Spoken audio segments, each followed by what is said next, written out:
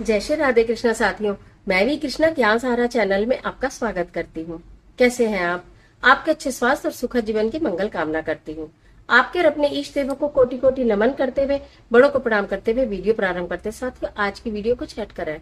आज की वीडियो महिलाओं के लिए, वैसे तो सभी के लिए लाभदायक है, खास तौर से महिलाओं के लिए, क्योंकि महिलाओं को कहते हैं ना, बस बोलना नहीं चाहते थे, बोल गए और उसी से बहुत सारी चीजों में जहर घोल गए। अपने रिश्तों में जहर घोल गए, अपने संबंधों में जहर घोल गए, अपने जीवन में जहर घोल गए। तो आज की वीडियो हम जानेंगे कि कौन सी ऐसे स्थान है, कौन सी ऐसी चीजें हैं, कौन सी ऐसी बातें हैं जिनमें महिलाओं को चुप रहना चाहिए। महिलाओं को अपनी भागीदारी वहां पर बिल्कुल भी नहीं देनी चाहिए। तो आज की वीडियो में ऐसी जानकारी लेकर मैं आपके बीच में, चलिए झटपट वीडियो प्रारंभ कर लेते हैं। लेकिन उससे पहले यदि अभी तक चैनल को सब्सक्राइब नहीं किया तो चैनल को सब्सक्राइब जरूर करिएगा और बेल आइकन का बटन भी प्रेस करिएगा, जिससे आने वाली वीडियोस का नोटिफिकेशन आपको मिले सबसे पहले। मैं बात कर रही हूँ महिलाओं के चुप रहने की। वैसे तो सभी को बहुत सोच समझ के बोलना चाहिए। कहते हैं ना, एक शब्द है औषधि, एक शब्द है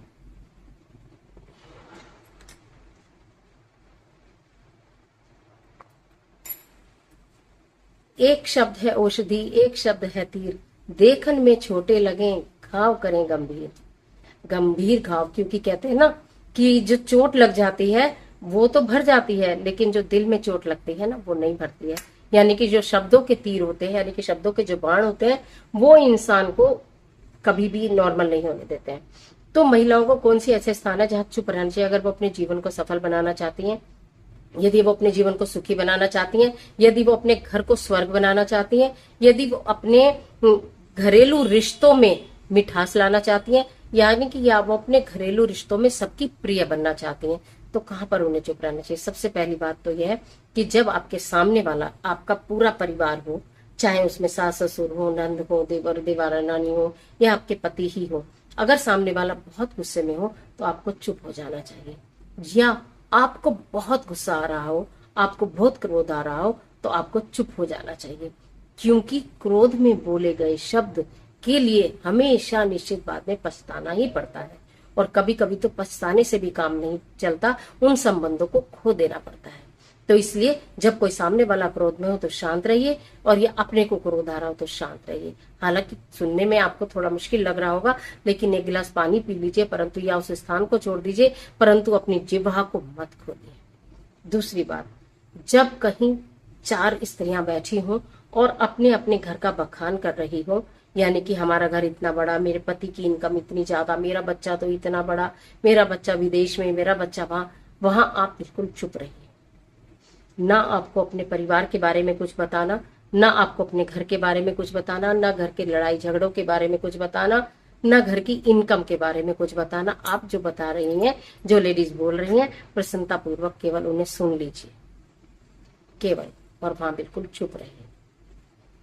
तीसरी बात, अगर आपको ऐसी जगह आप हो जहां आप एक ऐसे व्यक्ति की चर्चा हो रही हो जो आपको भी जानता हो और जो उनको भी जानता हो, ठीक है, और वो व्यक्ति उस तीसरे व्यक्ति की, जो हमारे बीच में उपस्थित नहीं है, उसकी बुराई कर रहे हैं, निंदा कर रहे हैं, चुगली कर रहे हैं, उस स्थान पर बिल्कुल चुप रहिए। आप उस निंदा चुगली और बुराई में भागीदारी मत दीजिए, बिल्कुल मत दीजिए। क्योंकि आपने अगर निंदा चुगली बुराई में भागीदारी दी तो जो व्यक्ति कर रहा है वो आपकी बात उससे बोलेगा, और फिर आपके साथ उसके संबंध बिल्कुल खत्म हो जाएंगे। जो जो कर रहा है उसे करने दीजिए। एक तो दूसरी बात आपको ये भी बता दूं, आध्यात्मिक बात भी बता दूं, मैं बोलती हूँ आपको अपने कर्म स्ट्रॉन्ग करने के लिए, और जब भी कभी आप किसी की निंदा चुगली और बुराई करते हैं ना, तो आप ये मान लीजिए कि आप अपने कर्म खराब करते हैं, आप अपने पुण्य का क्षीण करते हैं। जो आपने पुण्य किए हैं ना, उनका आप क्षय कर देते हो। तो इसलिए आप शांति से सुन लीजिए। अगर आपको संभव है वहां से नहीं उठना, अगर उठ सकते हैं तो उठ जाइए, नहीं उठ सकते हैं तो चुपचाप सुनिए और उन बातों को इग्नोर कर दीजिए। उस व्यक्ति को मत बताइएगा कि तुम्हारे बारे में वहां क्या बात हो रही थी। बताएंगे तो भी संबंध खराब होंगे, बीच में बोलेंगे तो भी संबंध खराब होंगे। तो ऐसे स्थान पर बिल्कुल चुप रहिए, मौन रहिए। इसके अलावा आपके घर के बड़े हैं, आपके सास है, ससुर है, या आप अभी अनमैरिड हैं, आपके माता है, पिता है, आपके बड़े भाई हैं या भाभी हैं, परिवारजन जितने भी हैं, जो भी आपसे बड़े हैं, अगर आपको किसी ना किसी बात पर वो आपको बुरा भला कह रहे हैं, या आपको ऐसा महसूस हो रहा है कि आपका अपमान किया जा रहा है, ठीक है, पहली बात तो अपने घर में अपमान नहीं होता। ठीक है, अपने तो समझाने के लिए सब तरह से कहते हैं, लेकिन जब घर के बड़े बुजुर्ग कोई बात कहते हैं और आपको वो बात बुरी लग रही है, उस स्थान पर आप चुप हो जाइए। उस स्थान पर आप बिल्कुल मौन हो जाइए। उस स्थान पर उनका जवाब मत दीजिए, उनके साथ आर्गुमेंट मत कीजिए, उनके साथ बहस मत कीजिए, उनके साथ लड़ाई मत कीजिए। उस समय में आप बिल्कुल मौन हो जाइए। जब एक इंसान कैसे बोलेगा ना, ताली तो दोनों हाथों से बजती है ना, एक हाथ से नहीं बजती है। वो बोलेंगे, बोलकर वो चुप हो जाएंगे, उसके बाद उन्हें एहसास होगा कि हमने क्या बोला। जब वो शांत हो जाए तब आप उन्हें अपनी बात कह सकते हैं कि आपने हमें गलत बोला, ये बात ऐसे नहीं थी।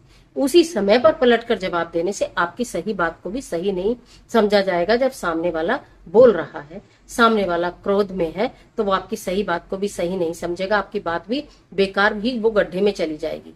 इसलिए उस समय पर मौन रहिए। बाद में जब उनका गुस्सा शांत हो जाए तब अपनी बात को कहिए।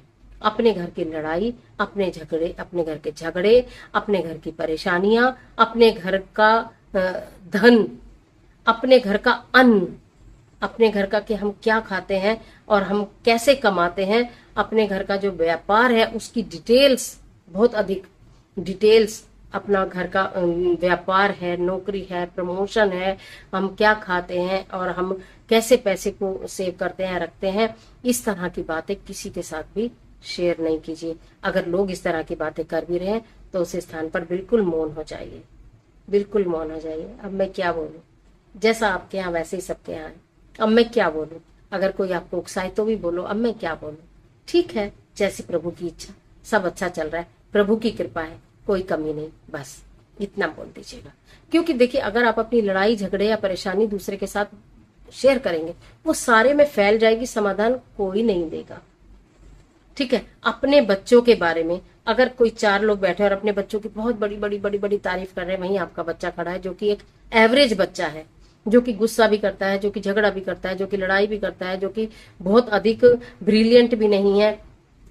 ऐसी अवस्था में मौन रहिए, ऐसी अवस्था में बिल्कुल मौन रहिए। अगर आप दूसरों की बच्चों की बात सुनकर अपने बच्चे के सामने अपने बच्चे की बुराई करना शुरू कर देते हैं, उसकी कमी गिनाना शुरू कर देते हैं, ये कहना नहीं मानता है, ये पढ़ाई नहीं करता है, ये गुस्सा करता है, ये हमारे बच्चे की तो नौकरी नहीं लग रही है, हमारा बच्चा तो किसी कंपटीशन में कामयाबी नहीं हो पाता है, तो आप अपने बच्चे के दिल में अपने लिए नफरत पैदा कर रहे हैं। तो उस स्थान पर आप चुप हो जाइए, सबकी बातें सुनिए। हर बच्चा अलग अलग होता है। आप ये सोचिए, उनका बच्चा अलग दिमाग का है, हमारा बच्चा अलग दिमाग का है। उनके बच्चे की स्थिति परिस्थिति अलग है, हमारे बच्चे की स्थिति परिस्थिति अलग है। बच्चा भी तो सुन रहा है जो आप सुन रहे हो, लेकिन आप अपने बच्चे की बुराई 4 लोगों के बीच में नहीं करिए।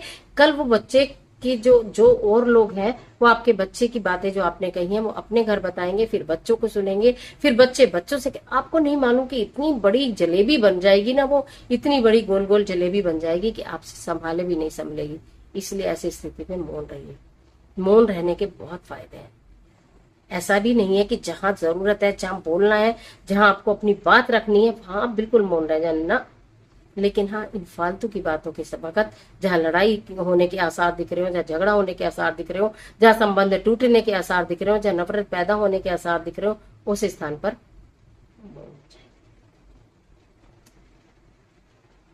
आज के लिए इतना ही, इजाजत दीजिए। आशा करती वीडियो आपके लिए बहुत उपयोगी साबित होगी। मिलती हूँ और जबरदस्त वीडियो के साथ। तब तक हंसते रहिए, मुस्कुराते रहिए, अपना और अपने अपनों का ख्याल कीजिए। वीडियो अच्छी लगे तो लाइक कीजिए। इस वीडियो को अपने फ्रेंड के साथ शेयर करना बिल्कुल मत भूलिए। ईश्वर आपकी मदद करे।